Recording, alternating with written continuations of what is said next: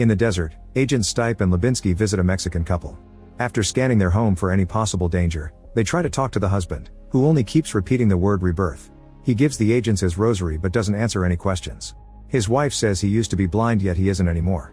Then she takes them to the spot where something fell from the sky and started all this. Meanwhile, mechanic David is visiting the grave of his dead wife, telling her that their daughter will be visiting soon. Afterward he goes to work, and while driving he listens to the news to know the state of the ongoing war. At the garage, the mechanics are doing nothing because the current economic crisis means they barely have any clients. David doesn't want to give up, but his boss announces it's over. Suddenly veteran Zach shows up looking for a job and David has to turn him down. That night David goes to the bar and hears some edgy man insult the American military. Zach gets irritated and calls him out, so the guy just takes Zach's drink and follows him outside. Knowing that the man plays dirty, David follows them out and discovers Zach been surrounded by a whole gang. 2 guys hold him while the edgy man beats him up. They don't stop when David asks them to, so he joins the fight, but both he and Zach end up easily overpowered and bleeding. In the struggle, the gang accidentally pulls off Zach's fake leg and realize he's disabled, so they leave. David gives Zach his leg back and offers a ride. After a tense conversation, Zach is dropped at the rehab center where he lives. Then David goes home and realizes he's late for his own birthday. His daughter Annabelle has been waiting with cake, but she also has bad news. She was forced to drop out of college because David's last 2 payments didn't go through. David promises to get the money soon, but Annabelle doesn't want him to overwork and ends the conversation with an engraved watch as a gift. David wants to drink to forget, but there's no more alcohol in the house. He leaves in the car to buy more and he's shocked to see a fiery ball in the sky quickly falling toward the road. David tries to move the car away only to end up falling off the road into a forest ditch, landing upside down. After a few minutes, a bleeding David regains consciousness and sees someone walking nearby. Ignoring his pain, he starts following the woman, who whispers his name in a familiar voice. However, the wounds are too much and David keeps on falling. The next morning Annabelle discovers her father isn't back and gets worried when he doesn't answer his phone. She calls the police, but they tell her 24 hours must pass to consider it a missing person. Next she stops at the garage, but they haven't seen him either. Annabelle continues to search the area and eventually finds the crashed vehicle in the ditch, but David isn't around. Night falls, but Annabelle doesn't give up, using a flashlight to search every inch of the forest. When her batteries run out, she goes back to her car and begins losing hope as she cries. However, when she starts the car, the lights reveal David standing in the middle of the road. Later at the hospital, David wakes up to see the same woman speaking to him. Meanwhile, the doctor tells Annabelle they've found something strange. The records say David donated a kidney to his wife before she died, which Annabelle confirms. However, the new x-rays indicate he has both kidneys now. David is allowed to go home, but he can't stop seeing the woman everywhere, so he decides to sit outside on his wife's old chair and remembers what happened last night. While following the mysterious person, David fell into a crater where the object from the sky is glowing. Suddenly that object grew vines that grab David's arm. After Annabelle falls asleep, David looks out the window and hears his name again. He follows the noise into the forest, where he's shocked to reunite with his wife Jane. They share a hug and sweet words before Jane makes him have a vision. There's a nuclear war coming, so David must build something to protect their daughter. When David goes home and sees on the news that the war is getting worse, he decides to go to the barn and start making plans. In the meantime, Stipe and Lubinsky are having an argument with their boss, who thinks looking for alien rocks is a waste of time when there's a war going on. In fact, they already received orders to shoot this mission down and they ignored it because Stipe believes alien technology may help them win the war. Afterward, the agents go to the lab and receive bad news. The specimen they brought from the desert is dead. It seems these aliens can't survive under strong heat. Desperate for clues, Stipe orders the doctor to open the Mexican man up and Lubinsky to inform the wife that her husband died of a cardiac arrest. The next day, Annabelle keeps crying while watching family videos at home. David retrieves Jane's old truck and drives to the rehab center to offer Zach a job. Both men go to the forest and David leaves Zach in charge of the winch before going to the crater. To his surprise, grass has started to grow around the alien object. He connects the winch to it to drag it out and Zach helps him get it on the back of the track, needing the strength of 2 men to lift it. Suddenly Zach pulls his hand back because he felt something weird. When David returns home, he spends the whole day in the barn building and planning, which is noticed by his daughter. In the evening, David finally enters the house and discovers Annabelle has gone through her mother's things. She intends to put half in the barn and send the other half to charity, hoping this could help them get a fresh start. However, David disagrees, saying they don't need to pretend Jane isn't there to move on. Meanwhile, at the rehab center, Zach feels something strange and checks his leg stump, only to discover a weird protuberance growing on it. The next day, Zach and his fellow veterans join an anti-war protest in front of an army office. While the cops try to untie a chained protester, a man passes by and spits on Jim's face, calling him a traitor. Jim freaks out and tries to get in a fight, only to fall off his wheelchair. Zach jumps in to defend him, so the police finally stops everything and sends everyone home. As Zach walks away, He notices his leg stump is bleeding. At the barn, David discovers that the alien object has received some damage and realizes the sunlight caused it. Suddenly Zach shows up, demanding to know what happened to him. Moments later Annabelle arrives and sees the blood on the front yard. Panicking, she rushes inside and finds her father tending Zach on the couch. She thinks they should take him to the hospital, but David refuses and uncovers Zach's lap, revealing his leg is slowly regrowing just like David's kidney. This confirms the alien object has healing powers. David tells Annabelle to take care of Zach and goes away in the truck. In the evening, the agents hear rumors about the alien object that fell at David's city. Lubinsky thinks they should be following orders and abandon the search, but Stipe is stubborn and announces they'll investigate this new clue. Back to the barn, Zach is having a panic attack as his PTSD triggers nightmares about his and Jim's limb loss during the war. Annabelle helps him calm down so he can rest. At that moment David comes back with 2 tanks of cooling gas and announces they're taking Zach to the barn. Annabelle helps him move him and David immediately puts the gas around the alien object to keep it fresh. Next they sit Zach next to it and the object immediately puts its vines around his arm, causing the leg to finish growing in seconds. Annabelle steps away from a curious vine reaching for her and passes out at the nasty sight of the leg. While unconscious, Annabelle dreams of being alone with her mother when she died. She wakes up in the morning and discovers Zach walking outside with 2 perfectly good legs. He can't believe what's happening and he's absolutely delighted. Then Annabelle and Zach join David at the barn, where he's finished designing a bunker-like capsule for protection against an unstoppable tragedy. Annabelle thinks her dad is starting to lose it, but he swears she can trust him. Afterward David goes to see his friend Tony at the junkyard, but he only buys a small piece of metal. Then they go to the bar and David tricks Tony into drinking until he passes out. He leaves Tony in his car before taking his keys, which he uses to enter the junkyard with Zach and steal all the materials they need for the capsule. They even take a full mixer truck.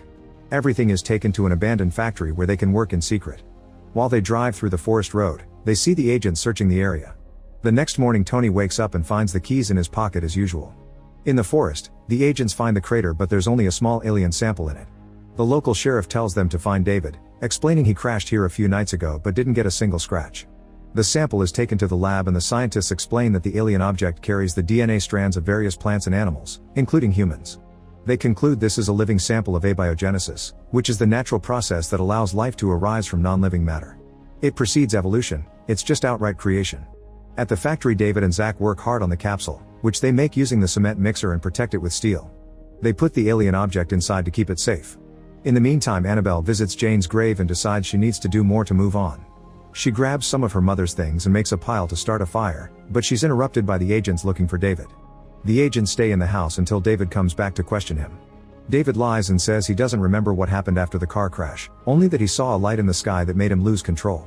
Stipe reveals he knows about the regrown kidney and shows them pictures of the Mexican man, saying this guy had also thought he was healed but now he's dead.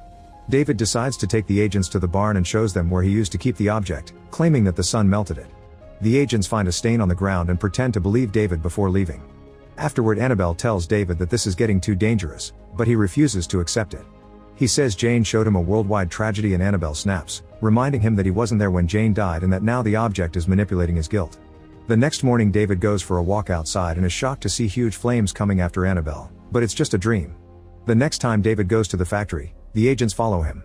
David notices and calls a friend to ask for a favor while he starts driving in circles around town.